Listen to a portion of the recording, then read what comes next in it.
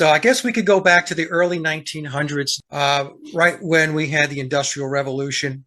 What folks have to understand is there is a controlling network, a controlling apparatus that runs the show. So folks who believe that the president runs the country or a prime minister runs the country, those are just figureheads in front of the curtain. So like in The Wizard of Oz, you got to pierce the veil, look behind the curtain to see the great Oz. Going back to World War One, first of all of the wars that are created by the controllers to benefit the controllers. This is something else that we have to understand. So our entire reality, everything, just about everything that we interact with, from the standpoint of touch points and going shopping, buying a car, buying a house, buying land, going to work, that is all controlled by them. This is their reality. They have put it in place, and we operate within it. Like many people don't understand that, as an example, when you buy property, you never actually own the property. You rent it. Take a look at the contract that you signed.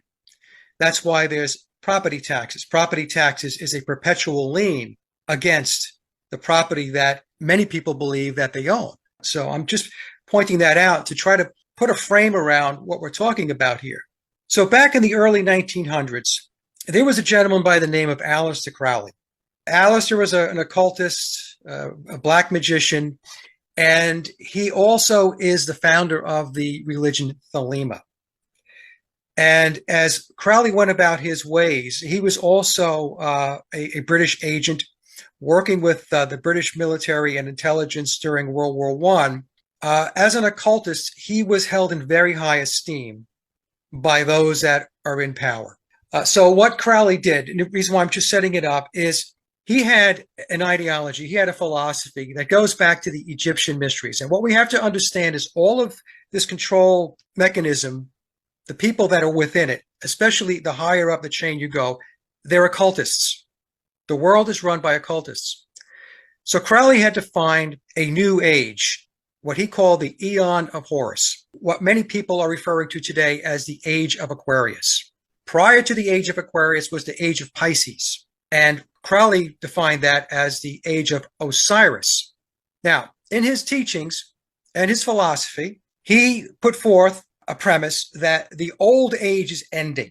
The Age of Pisces is ending, what roughly equates to his Age of Osiris, and a new age is coming about. It's the Age of Horus. It's the Eon of Horus, the Age of Aquarius.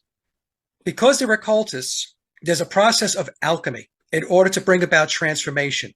That alchemical process says that when you move from one point A to point B, in this case from one age or one eon, the Eon of Osiris to the Eon of Horus, or the Age of Pisces to the Age of Aquarius, it's not just a matter of just moving there.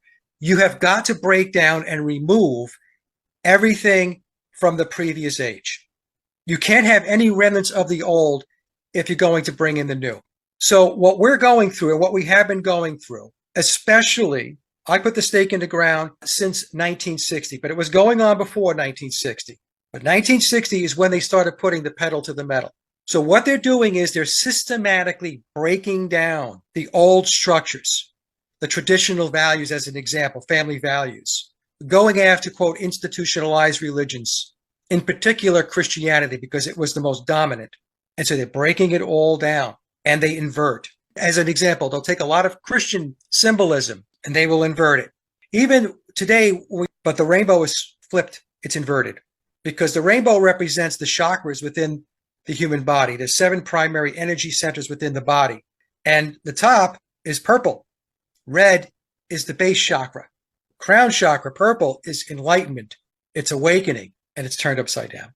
So what we're going through is an alchemical process that the cultic elite practice and what they're putting forth in order to bring about their new age. Now, their new age is, many people are going to refer to it as the New World Order or the One World Government, but it's going to exist with a lot fewer people. We've all heard about Agenda 2030, which is a checkpoint within Agenda 21. So Agenda 21 is the overall transformative plan that they have in place. And Agenda 2030 is a checkpoint within the overall project plan. So after 2030, there'll be Agenda 2040, 2050, 2060, 70, and so on. I believe that their goal is by the time they get to the year 2100, that's their plan. That's when they believe they'll have the entire thing, the world transformed. They plan not only decades, but centuries in advance. And because all of the people and the organizations that run the world, they're bloodlined. Okay. So they just keep passing the baton along, and they view it as time is on their side. And that's how they do their transformative process. We have to understand, folks, that there are two different worlds. There's the world we operate in, which I refer to as living outside the pyramid of power. So they're inside the pyramid of power. We're outside of it. Their world is inside. And the two worlds are completely different. They get different education. There's just a whole different way of life and perspective about what life and living is all about. In their minds, they are the ultimate controllers. It's them. It's a battle. It is a battle of good and evil. It's a spiritual battle. They know the truth about reality. Okay. They tell us that the mysteries and the gods of mythology are all comic book types of stuff. Don't pay any attention to that. Those gods never really existed. That's something you go to a movie to go watch. You go to watch Thor. I never discounted mythology, because mythology through history, going back to the ancients, this was a way that they were able to express the true structure of reality. And because they're occultists and because they go back to the ancient mysteries, they're also knee deep into magic and ritual. See, that's the other thing. A lot of folks don't believe that stuff is real. They think it's just Harry Potter stuff, but they practice ritual and occultism every single day. One of the tricks of the trade that the controllers do, part of their whole occultism and their ritual and their magic and all that stuff, is to keep you busy. It's to keep you busy with inane stuff. It's to keep you distracted. It's to keep you in front of your television set. It's to keep you engaged with music. It's to keep you worshiping the lesser gods. What happens is people worship the athletes. People worship the politicians. People worship the Silicon Valley icons, the so-called icons. They worship their entertainers, their celebrities. They worship all of these people. So when you worship, folks, what you're doing is you are disempowering yourself, because you are giving up your authority. It's a narcissistic society. That's what the controllers have created. So social media was created by the controllers. Everything that you interact with was put in place by them. And it's all put in place to do a couple of things. One is to distract you. Two, it is to dumb you down. Three, if you're on Facebook, Instagram, and all these other social media, these platforms, they are data collection entities. And in fact, Facebook was funded by the CIA. So whenever you're interacting on social media, what happens is all of this information is being funneled into the AI. And this allows them to be able to really get a much better understanding. They're really starting to get pinpointed now with regard to human behavior, how humans will react, how they will behave given a certain set of circumstances or situations. This is the thing. We can win this, but people have to wake up. People have to stop participating in all of this garbage that they're giving us. Get off of Facebook. Get off of all of these platforms. We have to disconnect from this stuff. So part of the plan and part of the strategy of the controllers is convenience. It's to make things very convenient, because convenience then creates the feeling that you don't really have to do much. You become docile. And at times many people even become apathetic. The plan they have in place is full spectrum dominance. That's what it's referred to. But we can break the code. And the thing is, we have to push back. We have to not participate in their schemes. We have to become aware when a psychological operation has been put into play. We have to learn to say, no, I'm not doing that. We have to resist. So all of this scheming, all of this strategy, all of this social engineering, all of this social transformation emanates out of Tavistock. So Tavistock is in the business of mind control, brainwashing, and social engineering. It got its start back in the 1920s It was connected into, and still is today, British military, British intelligence. And then it became the Tavistock Institute in 1947. Sigmund Freud was their poster child. And Tavistock's tentacles are everywhere. They have adopted occultism as part of their approach and ways of doing things. Drugs is a big, big piece. So we had the process. I told you about Aleister Crowley, and he's got his Aeon of Horus on the horizon. And that's what they're looking for. That's how they're defining the Age of Aquarius. That's how they are defining it. That's not necessarily how it's supposed to pan out. Everything they do, David, is not organic. Everything they do is not natural. Everything they do is engineered. So starting in the 1950s, they were all put in place, whether the artists knew it or not, as part of a social engineering initiative to alter the very fabric of our society and our culture. And I'm talking about worldwide. So when Elvis came onto the stage and, he's shaking on the stage with his hips and all that stuff, I mean, this was something that was not seen before. We get past Elvis, we get past the 1950s, and Tavistock creates the Beatles. The artists are participating in their scheme, whether they know it or not, knowingly or unknowingly. So the Beatles were huge because really the Beatles were the first major music, pop rock initiative that Tavistock put out there that was defined to change the world, transform the world worldwide.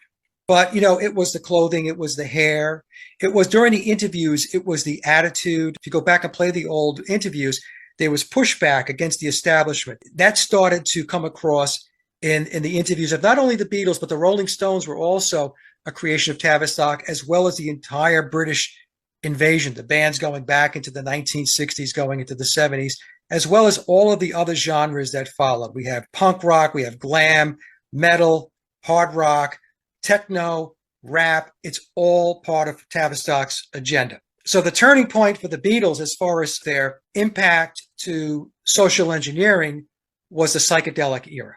So in 1967, which was referred to as the Summer of Love, that's when LSD was introduced into the mainstream of society, full blown.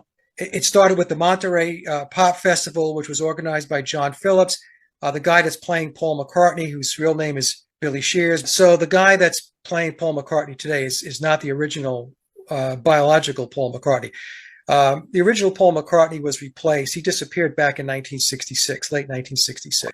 The Beatles were a very occulted entity. And I'm not talking about the individuals themselves, but I'm talking about the controlling apparatus all around the Beatles. It's knee-deep in Crowleyism. It's knee-deep in occultism. So biological Paul McCartney, in all likelihood, was part of a ritual sacrifice. But the Beatles' main impact was the introduction of the psychedelic era, the introduction of drugs into the culture. And they had a major, major impact, especially with the release of their album, Sgt. Pepper's Lonely Hearts Club Band. Starting when Billy joined the band in late 1966. Paul allegedly died September 11th, 1966. So September 11th is a very occulted date in the occult. But the Beatles were really the foundation. They were foundational to all of the music and the genres that came forth after them. Because as I mentioned, the Beatles were steeped in the philosophy of Aleister Crowley, his religion Thelema, and occultism, which includes ritual, ceremony, numerology, gematria, alchemy, music, and entertainment. We talk about entertainment, of course, we're talking about Hollywood. Music is used, folks, to steer you. It's to give you a certain mindset. It's to get you to adopt certain morals, ethic, beliefs. It's to get you to move in a certain direction. Music, sound is extremely important to human beings. Certain sounds put through music can subconsciously move you and steer you in a certain direction. Lyrics, backmasking, it's just a whole toolbox of stuff that they deploy in order to social engineer and transform societies and cultures. So we have to not shut any doors on this, folks, because what's going on today, if you can't see it, there's a lot of stuff that's going on that's going to change. It's changing the very fabric of our reality and how your life and your kids' life and your grandchildren's lives are going to be. But you've got the Doors, you've got Crosby, Stills, Nash and Young, Frank Zappa, Jimi Hendrix. You've got the Beach Boys, you got the Monkees. There are those that they're there. They're placed in certain positions because they're bloodline. As an example, this guy, Billy Shears, who's plays the part of Paul McCartney, he's in the system. He's bloodlined. He's supposed to be there. He was identified early on in his life to be in a position, a very powerful, influential position down the line. And he was shaped and molded to be there along the way. There are other artists that are not bloodlined, but they might be they might be in a secret society. So if you're in a secret society, as an example, you're a Freemason, right?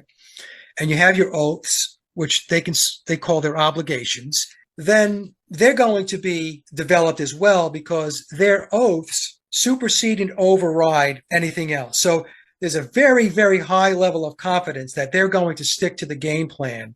Then you have this other tier. The other tier would be people that are not in secret societies and not bloodline. They're just folks that have some skill. They have some talent. So what happens is Tavistock keeps a pool of resource. They've got their tentacles everywhere. And they bring people in. Hey, we can do this with that person. If we shape them and mold them the way we need them to be shaped and molded, appearance-wise, the type of music or their acting, whatever it may be, we can move the agenda forward. They're going to help us move the agenda forward. And these folks, in all likelihood, are not even aware that they're doing this. Let's face it. Who doesn't want to be a rock star? Who doesn't want to be a famous band? I did when I was a kid. That's how I got into all this. And this goes on everywhere. So, fame and fortune in this world is not achieved by luck. There is a machine behind it all. And this is what I try to explain to people about the Beatles too. You don't achieve that type or that level of prominence, fame, and fortune if you don't have a major league machine behind you pushing you along. Right? David Bowie was introduced because David Bowie was the beginning of testing the waters for androgyny. No, that's not natural at all. I mean, why is it natural that a man would go dress up and look like a woman with big hair and makeup and go out and play guitar? All of these genres are created. It's a strategy that emanates out of Tavistock. Tavistock rolls in under the Committee of 300. Okay, so the Committee of 300 are 300 people. They call themselves the Olympians. Read this book by John Coleman, The Committee of 300. He lays it all out. Coleman was an insider, used to be with British intelligence. If you want to learn about Tavistock, David Estlund's book is a good book. I don't agree with everything that David has in the book, but 95% of what he has in here is rock solid. Hollywood started getting into high gear with the Eon of Horus as well. So when I talk about the Eon of Horus again, folks, what I'm talking about is the transformation we're currently going through. We're seeing the destruction of the old, and that's why we're seeing all of this decadence. And they're taking us into this is their plan, to take us into a different age, an age where it's all about, it's pagan based. I don't associate with any particular religion. I'm just telling you that's where it's going. It's pagan based. You can call it Luciferianism. You can call it Thelema, which is Crowley's religion. You could talk about it as the cult of Dionysus, the cult of Pan. Pick one. That's what it's all about. So if you think what I'm saying now is not good, it's just only going to get a lot worse if you don't wake up. You were not born into this life to live a life like that. That's being imposed upon you. It's a battle of will. It's their will versus your will. People say to me, oh, Mike, your music has a Beatlesque sound to it. I said, well, I used to say I was influenced by the Beatles, but now I say I'm influenced by Tavistock.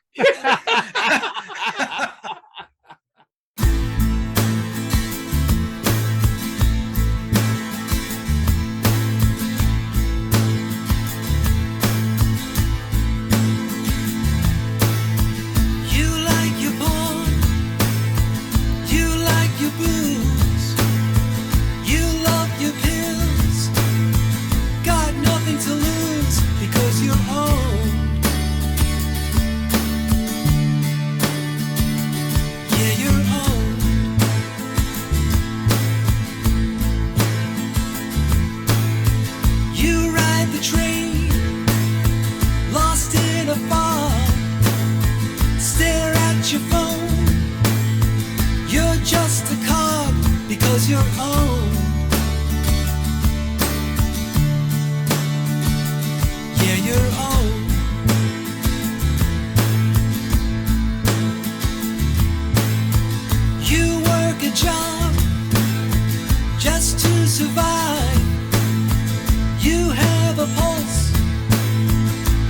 not alive because you're own.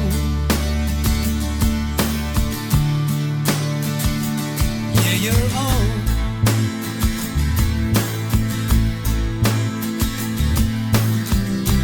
Welcome to the machine.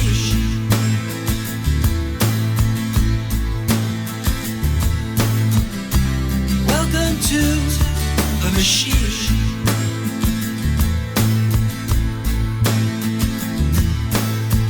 You have the kids, a wife who's cold. You fall in line, do what you're told because you're own. Yeah, you're own.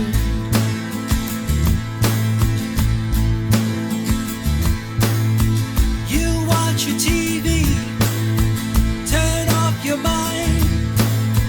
Your eyes are open, but still so blind because you're own.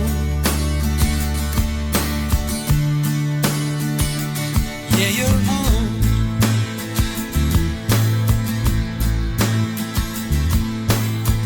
You go to church, listen to the word, pray to a savior, but you're never heard because you're own. Yeah, you're own.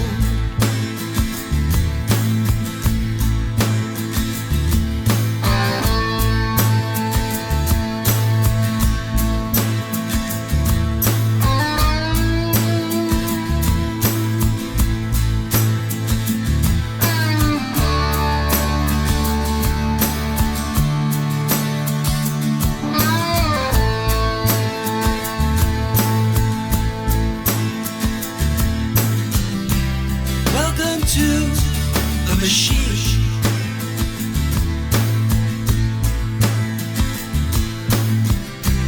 Welcome to the machine.